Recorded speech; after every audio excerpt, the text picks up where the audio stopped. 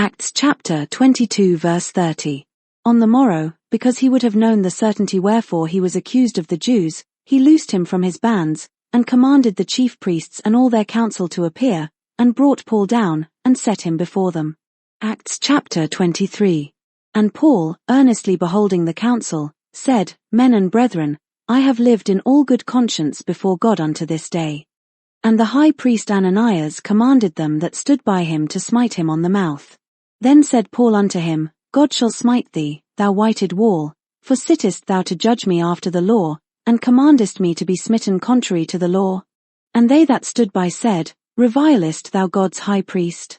Then said Paul, I wist not, brethren, that he was the high priest, for it is written, Thou shalt not speak evil of the ruler of thy people.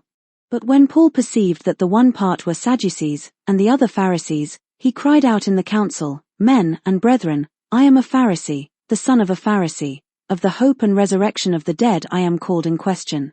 And when he had so said, there arose a dissension between the Pharisees and the Sadducees, and the multitude was divided. For the Sadducees say that there is no resurrection, neither angel, nor spirit, but the Pharisees confess both. And there arose a great cry, and the scribes that were of the Pharisees' part arose, and strove, saying, We find no evil in this man, but if a spirit or an angel hath spoken to him, let us not fight against God. And when there arose a great dissension, the chief captain, fearing lest Paul should have been pulled in pieces of them, commanded the soldiers to go down, and to take him by force from among them, and to bring him into the castle. And the night following the Lord stood by him, and said, Be of good cheer, Paul, for as thou hast testified of me in Jerusalem, so must thou bear witness also at Rome.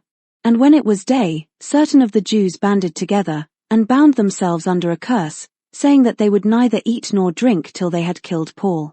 And they were more than 40 which had made this conspiracy. And they came to the chief priests and elders, and said, We have bound ourselves under a great curse, that we will eat nothing until we have slain Paul. Now therefore ye with the council signify to the chief captain that he bring him down unto you tomorrow, as though ye would inquire something more perfectly concerning him, and we, or ever he come near, are ready to kill him. And when Paul's sister's son heard of their lying in wait, he went and entered into the castle, and told Paul. Then Paul called one of the centurions unto him, and said, Bring this young man unto the chief captain, for he hath a certain thing to tell him. So he took him, and brought him to the chief captain, and said, Paul the prisoner called me unto him, and prayed me to bring this young man unto thee, who hath something to say unto thee. Then the chief captain took him by the hand, and went with him aside privately, and asked him, What is that thou hast to tell me? And he said, The Jews have agreed to desire thee that thou wouldest bring down Paul tomorrow into the council, as though they would inquire somewhat of him more perfectly. But do not thou yield unto them, for there lie in wait for him of them more than 40 men, which have bound themselves with an oath, that they will neither eat nor drink till they have killed him, and now are they ready, looking for a promise from thee. So the chief captain then let the young man depart, and charged him, See thou tell no man that thou hast showed these things to me. And he called unto him 2 centurions, saying, Make ready 200 soldiers to go to Caesarea, and horsemen 70, and spearmen 200, at the 3rd hour of the night. And provide them beasts, that they may set Paul on, and bring him safe unto Felix the governor. And he wrote a letter after this manner. Claudius Lysias unto the most excellent governor Felix sendeth greeting. This man was taken of the Jews, and should have been killed of them. Then came I with an army, and rescued him, having understood that he was a Roman. And when I would have known the cause wherefore they accused him, I brought him forth into their council, whom I perceived to be accused of questions of their law, but to have nothing laid to his charge worthy of death or of bonds. And when it was told me how that the Jews laid wait for the man, I sent straightway to thee, and gave commandment to his accusers also to say before thee what they had against him. Farewell. Then the soldiers, as it was commanded them, took Paul, and brought him by night to Antipatris. On the morrow they left the horsemen to go with him, and returned to the castle. Who, when they came to Caesarea, and delivered the epistle to the governor, presented Paul also before him. And when the governor had read the letter, he asked of what province he was. And when he understood that he was of Cilicia, I will hear thee, said he, when thine accusers are also come. And he commanded him to be kept in Herod's judgment hall. Acts chapter 24. And after 5 days Ananias the high priest descended with the elders, and with a certain orator named Tertullus, who informed the governor against Paul.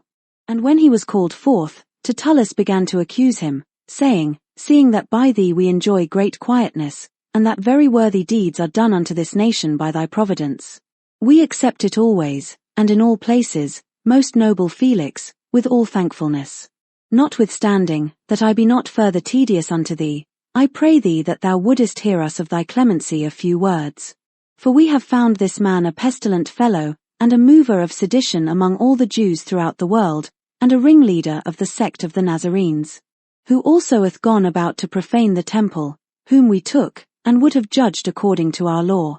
But the chief captain Lysias came upon us, and with great violence took him away out of our hands, commanding his accusers to come unto thee, by examining of whom thyself mayest take knowledge of all these things, whereof we accuse him.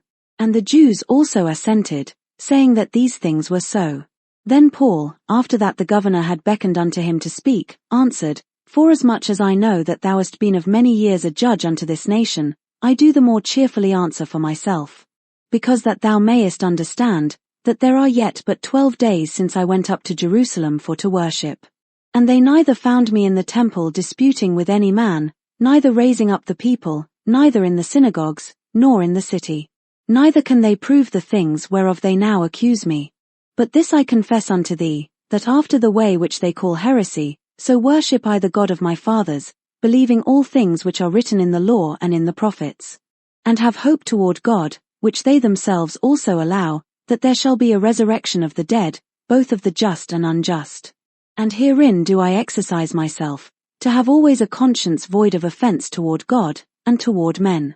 Now after many years I came to bring alms to my nation, and offerings.